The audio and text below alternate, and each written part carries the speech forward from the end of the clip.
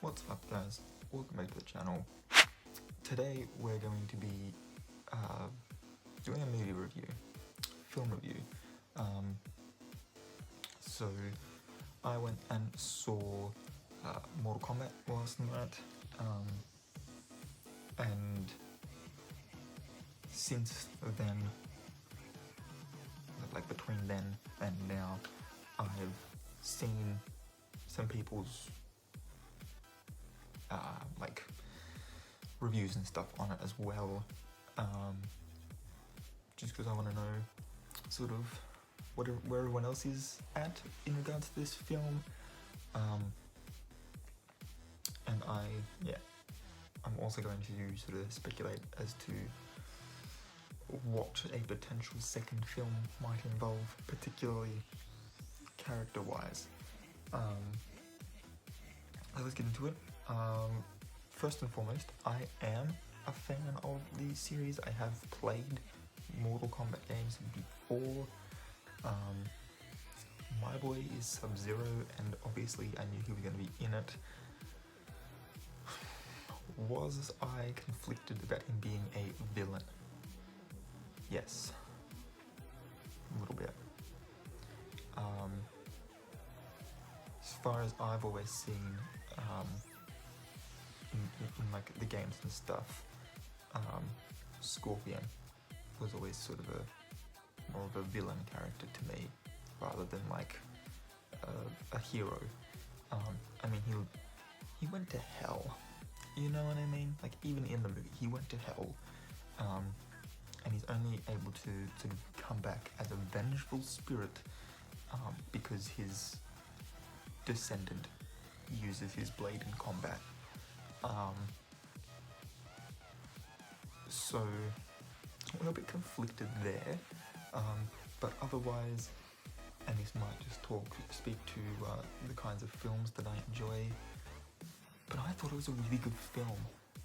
Again, I am a fan of the series. I knew a lot of these characters' abilities and stuff from the games going into it, so when a character came along I was like, oh, it's that guy.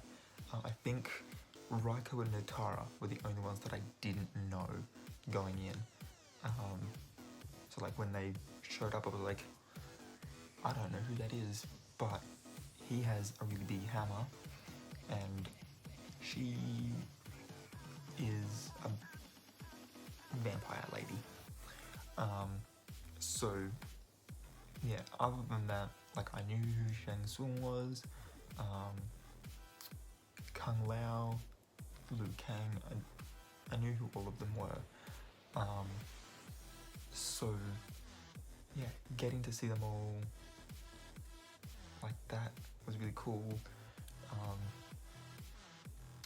I know some people had an issue with the things like, you know, finish him and fatality being actual spoken things by the characters, but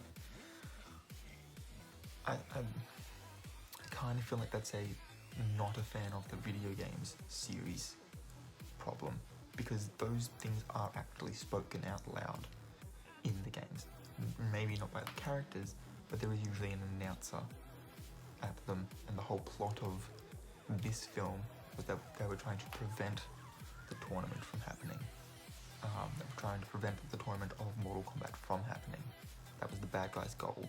So there wasn't an announcer to say those things. And so for the fan service, making the characters say those things, especially when, you know, they can sort of come off as those like quippy one-liners when you've brutally murdered your opponent, yeah, it's kind of like, yeah, okay, I just used my, you know, hat as a bandsword to cleave this woman in half, so now I'm going to put it back on and say fatality. Like, yeah, that helps bring a little bit of humor into the film as well, because you're like, wow, this guy is like on the straight and narrow, and then he brutally murders someone, and he's like, fatality. It's funny, and you just have to be, I think you just have to be a fan, like a long-running fan of the video games to understand why that's funny, and maybe that's why people have an issue issue with it. But I did not. I thought it was hilarious. Yeah.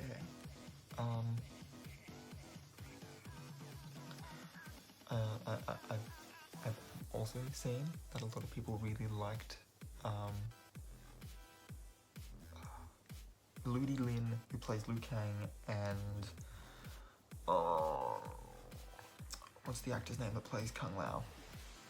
Anyway, since this movie came out and people have gone and seen it, I've seen a lot of female identifying people expressing how attractive they find these two men, and yeah, they kind of are. I've also seen people complain about Sonia Blade. I was never really a Sonia Blade main, but I didn't have an issue with her characterization in this film.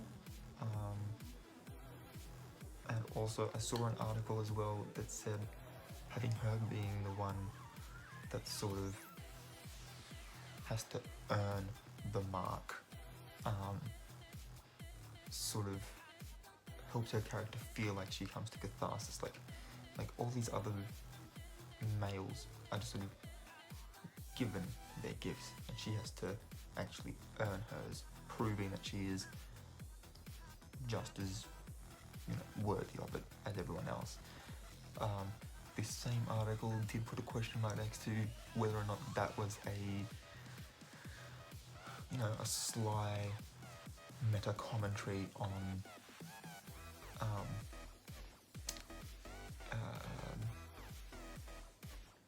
sexual equality, gender equality, on gender equality, and with the words coming out of my mouth, it does sound more and more like that's probably what they were going for, like why do the females have to, I mean, it's this.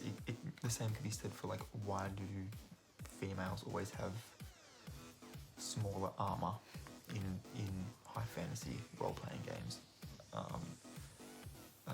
So I think it was just sort of a meta commentary on that as well. Obviously having Goro show up was kind of cool, and by kind of cool I mean like it was amazing. Goro is easily one of the most recognizable characters from the series. I mean, he is, at least to my knowledge, the only Mortal Kombat character to show up in Ready Player One, and when he does, it's in a very, you cannot miss it because he is the center of the action for that sequence. When Artemis sort of disguises herself as him, after Parsifal wins the first key. But anyway, having him show up, I was like, okay, cool, we're gonna get an amazing fight. Obviously, a little upsetting that they didn't let Jax fight him, but then again, having a four-armed titan, right, like he easily 9 foot, easily 9 foot plus. Like he towers over Cole Young, and Lewis Tan is not a short person at all. But having him fight the main character does make more sense for the plot of the film. You want like your big strong brute to go and also being that it comes to actually having to fight Goro for Cole to get his to tap into his arcana. I think that was kind of cool as well. The film did also answer a long-running question within the games of how do characters get chosen to participate in the tournament of Mortal Kombat, with the answer in this being that you have to be descendant of a great warrior from history. Now we also don't know, because obviously this is a fictional universe as well, with, you know, like, even within this first film, we're introduced to at least one other world outside of our own, which can only be accessed by magic. So there's some sort of multiverse already going on here that we know of.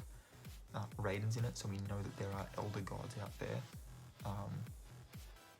And so, you know, like, we're not operating on the same level of, like Earthrealm can operate on what we know, but the rest of the universe from Mortal Kombat is just, it's magic, and that's why.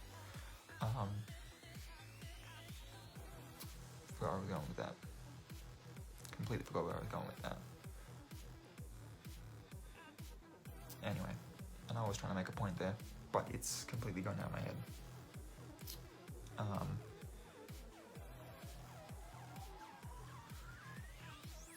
Yeah, no, it's not coming back to me. All in all, I thought it was a good film. Kind of upset that Reptile only got his one little sequence and then he was gone. Reptile's also a really cool character. But there are other characters in the mythology that can take his place, and we can just, I mean, we have all reptiles, so any one of them that is, you know, not otherwise named as being Reptile can just be called Reptile. That being said, I want to look at what a possible Mortal Kombat 2 has in store for us. We already know that we're probably going to get Johnny Cage, which means likely the setup of a relationship between him and Sonia Blade, obviously alluding to the eventual birth of Cassie Cage.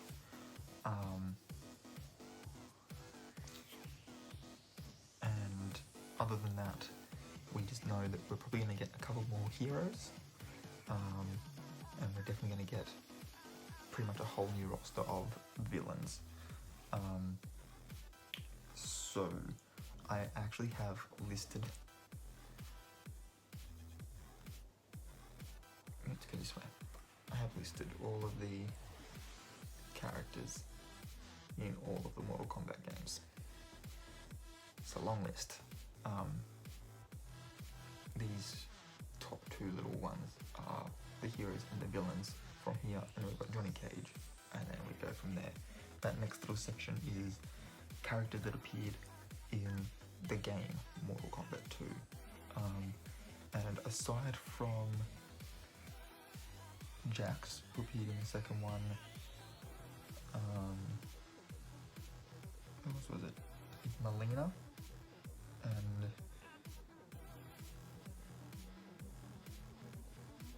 I thought there was one other one. But there's not that many characters from this movie that weren't in the first game. Johnny Cage is the only one from the original Mortal Kombat game that wasn't in this movie, and he was teased at the end, so we know we're getting him. So the second game includes Baraka, which is really cool. His powers are essentially take the really bad version of Deadpool we got in Wolverine Origins, but only the fact that blades come out of his arms. Add on to that the demon head that Molina had, and just take away all of his hair, you're done. That's Baraka. He has this really cool move where he sort of does this with his arm, the blades out. And if he doesn't do that, I'm hoping he shows up, because he's one of my favourite characters as well. Purely for the fact that he has actual, like, swords come out of his arms. Again, this universe operates on magic, so the fact that the swords are as long as his arm, coming out of, like, his wrist sort of thing, it's magic. He's a demon from Outworld. Human anatomy and physiology doesn't apply to him. He can have them just because. We then get Jade and Katana, who are when we first see Molina in the games has a very pink costume.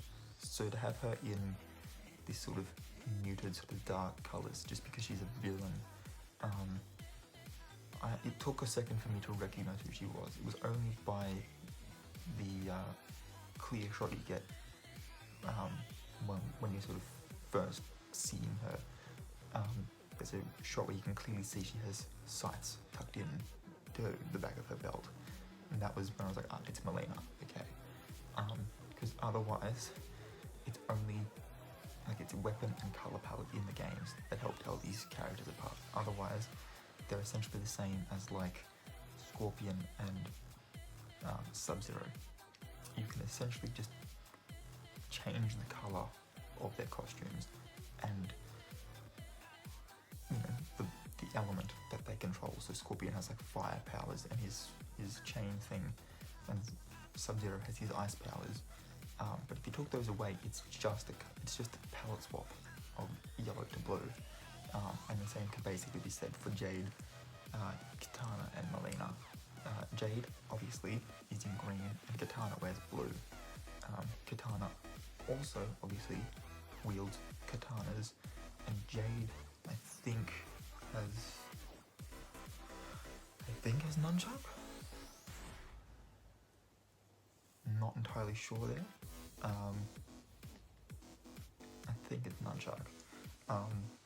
But there in the second game, either one of them could fill in like the Molina position as like, one of the females on the villain team. But if I come back with armies, is it possible that all of these females are in some sort of like sisterhood in Outworld, and both of them get involved to like avenge Molina's death? That'd be cool. That'd mean we'd have a Katana and Jade versus Kung Lao and maybe Liu Kang as like a 2-on-2. That'd be kind of cool. We'd get Kintaro. We'd get Shao Kahn, who was seen in one of the paintings on the wall. He'd be really cool to see. And we would also get Noob Saibot and Smoke, which this film also perfectly set up. So this is another I know because of the game, but Noob Saibot is actually the older Sub-Zero, and Sub-Zero has a younger brother who, after the first Sub-Zero's death, takes on the name Sub-Zero and gets the ice powers, with Noob Saibot essentially getting like Darth Vader, essentially, and sort of coming back as a mercenary. Now, Sub-Zero did get burnt, kind of like how Anakin got burnt on Mustafar. So step 1's already complete. He just needs to have his like respirator put on, and you've got it. And in a lot of the games, he is usually paired up with, like a tag team style character thing, as being sort of side by side with Smoke, who is, as his name would lead you to believe, is being composed of smoke. So having the revived body of the old Sub-Zero of Bihan and Smoke as the tag team, and a younger Sub-Zero with the ice powers, that would be really cool. There's also one point in the story within the games where, for reasons I can't remember, but where Noob Saibot and Smoke team up to kill Sub-Zero. So that's a fun little family dynamic that they could explore as well. And then other characters that I think sort of need to be brought in. Nightwolf, he was another one of the paintings on the wall. Baraka was mentioned by name by Kung Lao as being his mentor.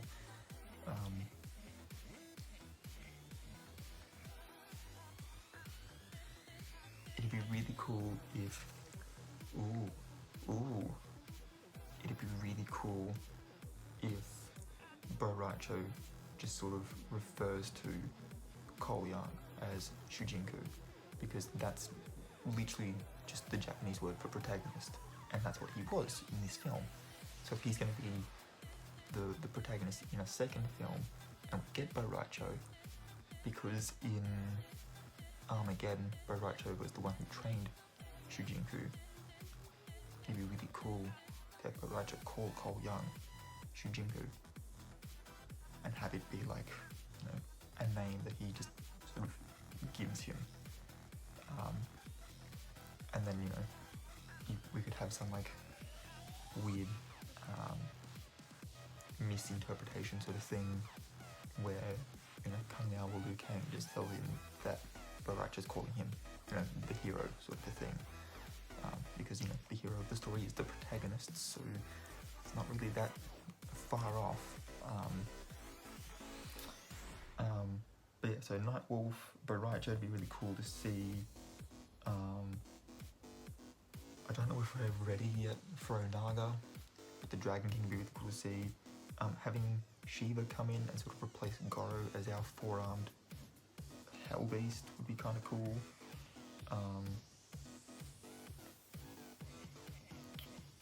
Cabal could be replaced by any number of former Black Dragon members. Because there is at one point a plot line where Kano actually frees all of the imprisoned Black Dragon members because he intends to use them as his personal army, and Shang Tsung did say he would come back with armies, so that already gives itself to this film.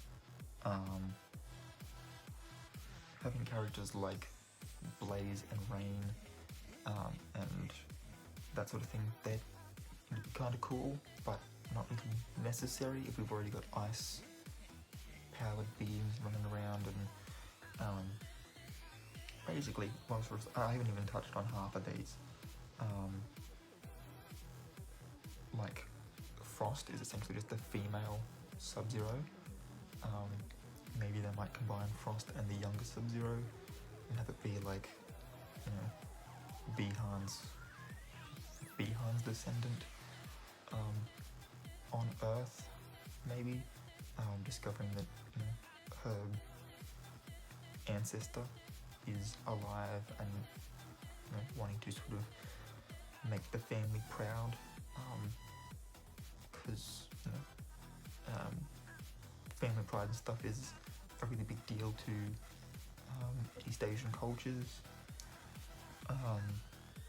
I'd really like to see Kenshi. Kenshi has like a blindfold around his thing, and he can sort of sense people like Daredevil, you know, like Marvel Daredevil style. He sort of has that like ability to, it's really cool. He also has like telekinetic powers, which is kind of cool. Ermac would be kind of cool, and maybe sort of using this to sort of set up because they could easily make 3, 4, 5 films with this if they plan their stories right and they, you know, do enough fan service but make the stories good enough to get people in to watching the movie. But if they manage to make a third one, eventually bringing in NetherRealm and Quan Chi as like the necromancer, I think that'd be kind of cool. Especially if Quan Chi is going to actually like properly revive Hanzo Hasashi, because because then Hanzo Hasashi's as Scorpion is no longer on the hero's side, and that was sort of the deciding thing in the battle against Sub-Zero. So that'd be kind of cool as well to see. And then once you've got Quan Chi and him sort of working for the Elder God Shinnok, you'd have Shao Kahn, you'd have Shang Tsung. All of a sudden you got like Netherrealm, Outworld, I can't remember where Shao Kahn's from, but like you've got all, you know, you've got at least 3 other realms that are trying to like converge onto Earth in their own interests. Suddenly the heroes have to sort of like split up and stuff, and that'd be really cool to see. Like, which heroes are they going to send to Netherrealm? Which ones are they sending to Outworld? In that particular film, you probably also introduce Edenia, which is where the Elder Gods live, and introduce like Fujin, who's the Wind God, and that sort of thing like that. There's a lot they could do with this, and whatever they do decide to do with it, I am looking forward to it. There's so much they could do. If they do bring in Shiva, I also want them to bring in Motaro. He's a like centaur, and his species has beef with the Shokan, which are the 4-armed brutes that are Goro and Shiva. So that'd also be really cool, especially since you just know that both of them being from Outworld would, you know, like, they'd have split loyalties. They'd want to fight each other, but at the same time they'd both want to invade Earth. I think it'd be really cool. Anyway, that's all I've got for this video. If you enjoyed it, please give it a thumbs up. Don't forget to hit the subscribe button if you're new here, and also ring the notification bell if you want to be notified when I upload new videos. And yeah, until next time guys, keep your heads screwed on.